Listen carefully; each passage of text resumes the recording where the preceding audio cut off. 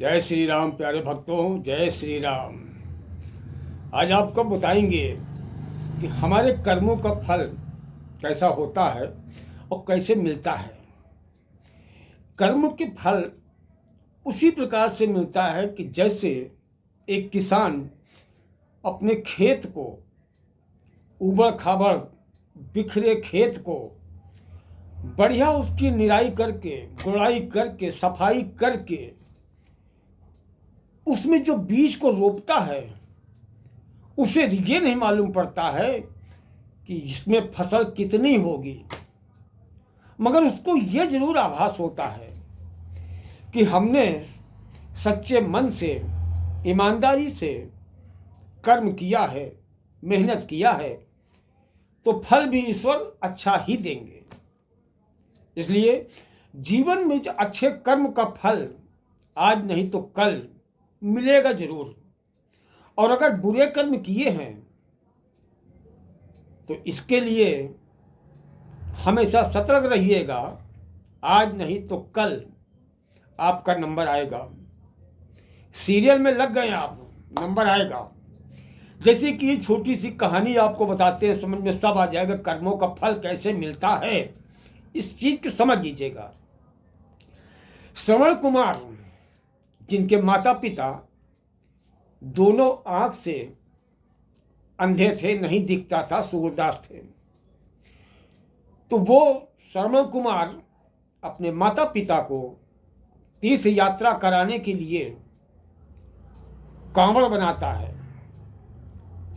बांस का, जिसमें एक तरफ आगे माँ, पीछे पिताजी को बैठाता है और सबसे पहले काशी विश्वनाथ के दर्शन कराते हैं। उसके बाद भी बद्रीनाथ, फिर सरयू घाट आते हैं।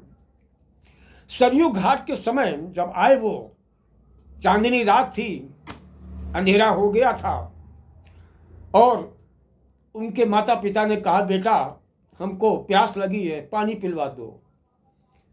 श्रवण कुमार ने लोटा लिया और लोटे में जल भरने के लिए नदी की ओर गए। घना जंगल था।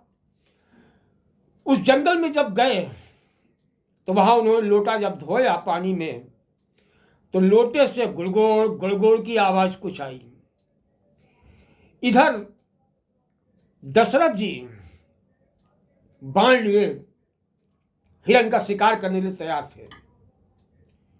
वो आवाज में बाण चला लेते थे और बाण लग जाता था। तो दशरथ जी को लगा कि कोई हिरण पानी पीने के लिए आया है।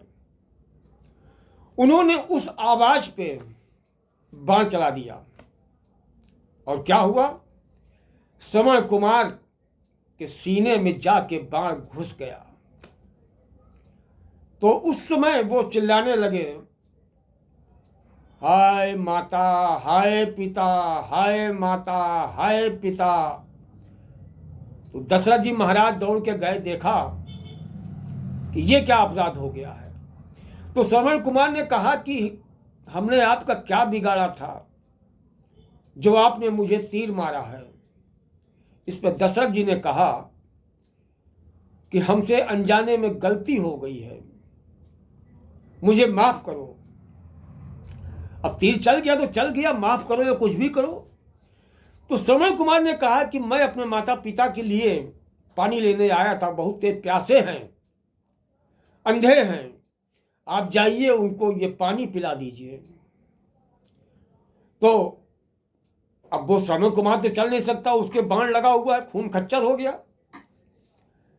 वहीं पर प्राण उसने त्याग दिए श्रवण कुमार ने। अब राजा दशरथ की हालत बड़ी खराब। जल लेके गए उनके माता पिता के पास में, तो उनके माता पिता बोले, बेटा आने में बहुत देर लगा दी, कहाँ था तुम अब तक, काफी देर से प्यासे हम पड़े हुए हैं। दशरथ जी कुछ नहीं बोल रहे, क्या करें, क्या बतावे उनको।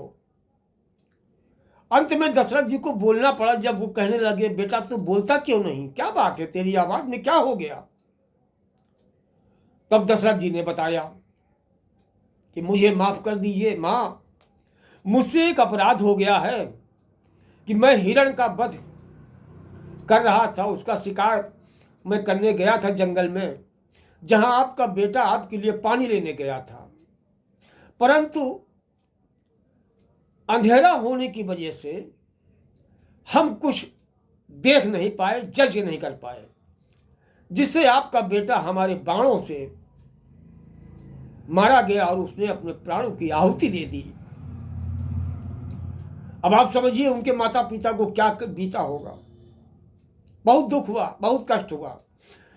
उसके बाद फिर उनकी माता ने श्राप दिया, कहा जाओ, जिस तरीके से हम पुत्र वियोग में व्याकुल होकर अपने प्राण त्यागने जा रहे हैं, उसी तरीके से एक दिन ऐसा आएगा तुम भी अपने पुत्र वियोग में अपने प्राण त्यागोगे।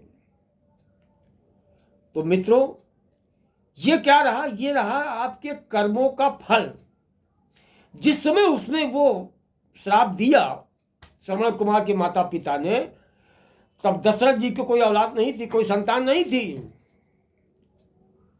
तो आजकल की तरह वो नहीं समझे थे कि इसका फल नहीं मिलेगा। वो समझ गए कुछ ना कुछ आगे दुर्घटना होगी, कि श्राप खाली नहीं दिया था। मुंह से निकली बात जवाब, मुंह और बंदूक से निकली गोली कई बार करके ही आती है, हमेशा ध्यान रखिएगा। तो धीरे धीरे समय बीता गया।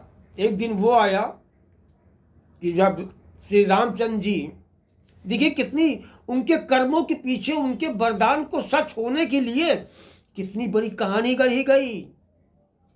मंथरा भी बीच में आ गई, उसने वरदान मांगे, और वरदान मांगने के बाद में राजा दशरथ जी ने अपने प्राणों से प्यारे भगवान श्री राम को वनवास जाने का आदेश दे दिया।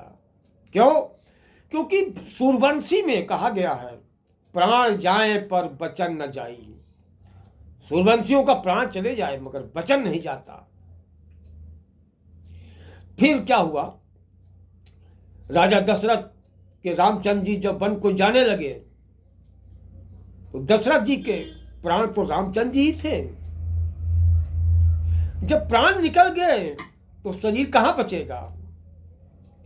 उनके वियोग में दशरथ जी ने अपने प्राण राम राम राम कहते त्याग दिए। तो इसलिए प्यारे मित्रों, कर्म का फल हमेशा मिलेगा, आज नहीं तो कल मिलेगा अवश्य। कोई ये समझे कि हमने ये अच्छे कर्म किए इसका फल नहीं मिला, ये आपकी गलती है। वो हवा में तैरता रहता है। जब आपको कहीं उपयुक्त आवश्यकता होती है तो आपके जीवन में वो आ जाता है।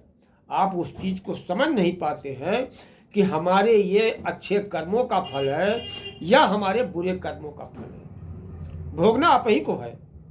इसलिए प्यारे भक्तों, प्यारे मित्रों, जीवन में जब भी करें, जो भी करें, अच्छा कार्य करें। कि ये जा तू जग में भलाई का काम, तेरे दुख दूर करेंगे राम। जैसी करनी वैसी भरनी, ये ऊपर वाले का सिद्धांत है। मेरा वीडियो आपको अच्छा लगा हो, लाइक कर दीजिए, अपने यार दोस्तों को ही बताइए, शेयर कर दीजिए। जय भोले की जरूर बोला करिए।